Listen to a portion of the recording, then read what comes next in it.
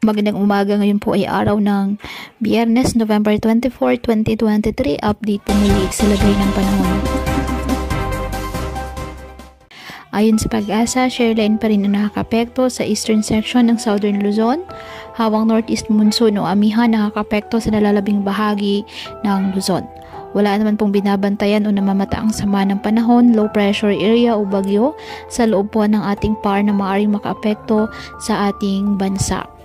Ngayong araw, dahil pa rin po sa mga nasabing weather system, kasabay ng mga localized thunderstorms, asahan pa rin po ang mga pag-ulan sa ilang bahagi ng ating bansa. Apektado ng shoreline ang Aurora, Quezon, Camarines Norte at Camarines Sur, kaya asahan na maulap na kalangitan na may kalat-kalat na pag-ulan at thunderstorms.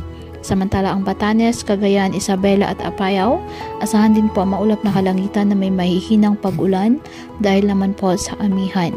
Ang Metro Manila at nalalabing bahagi ng Luzon, bahagyang maulap hanggang sa maulap na kalangitan with isolated light rains dahil po sa amihan. Ang nalalabing bahagi ng bansa, bahagyang maulap hanggang sa maulap na kalangitan with isolated rain showers or thunderstorms dahil po sa localized thunderstorms. Kaya po patuloy po natin na pinag-iingat ang ating mga kababayan sa banta ng mga pagbaha at pagguho ng lupa, at ugaliin po na magdala palagi ng payong o kahit anumang panangga sa ulan kapag lalabas ng ating mga tahanan. At yan po muna ang update sa lagay ng panahon ngayong araw.